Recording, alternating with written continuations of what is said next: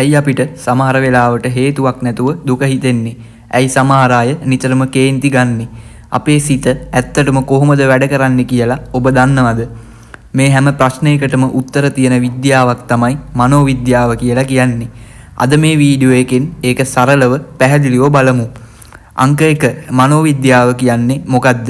මනෝවිද්‍යාව කියන්නේ මනුෂ්‍ය මනස, සිතීම්, හැඟීම්, චර්යාවන් සහ මනෝ ක්‍රියාවලීන් විද්‍යාත්මකව අධ්‍යයනය කරන විෂයක්. සරලව කිව්වොත් මිනිසා සිතන්නේ කොහොමද? ඇයි ඒ විදිහට හැසිරෙන්නේ? හැඟීම් කොහොමද ඇති වෙන්නේ? මේ හැම දෙයක්ම අධ්‍යයනය කරන විද්‍යාවක් තමයි මනෝවිද්‍යාව කියලා කියන්නේ. අංක 2 මනෝවිද්‍යාවේ අරමුණු 4ක්. මනෝවිද්‍යාවට ප්‍රධාන අරමුණු 4ක් තියෙනවා. විස්තර කිරීම. මිනිස් හැසිරීම කොහොමද සිදුවන්නේ කියලා විස්තර කරනවා. තේරුම් ගැනීම. ඒ හැසිරීම සිදුවන්නේ ඇයිද කියලා හේතු හොයනවා. අනුමාන කිරීම. අනාගතයේ මිනිසා කොහොම හැසිරෙයිද කියලා අනුමාන කරනවා. වෙනස් කිරීම. නරක චර්යාවන් හොඳ දේවල් වලට වෙනස් කරගන්න උදව් කරනවා. අංක 3 මනෝවිද්‍යාව අධ්‍යයනය කරන දේවල්. මනෝවිද්‍යාව අධ්‍යයනය කරන ප්‍රධාන කරුණු: සිතීම, මතකය, ඉගෙනීම, හැඟීම්, පුද්ගලත්වය, ආතතිය, මානසික රෝග.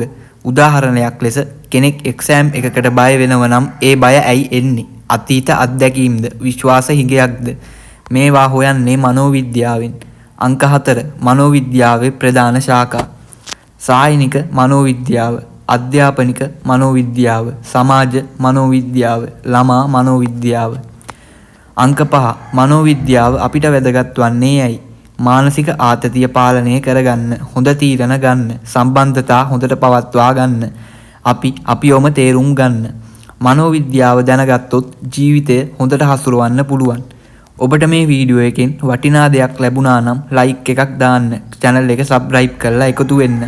ඔබට තියෙන ප්‍රශ්නය කමෙන්ට් එකක් විදියට දාගෙන යන්න. ඔබට සුබ දවසක්.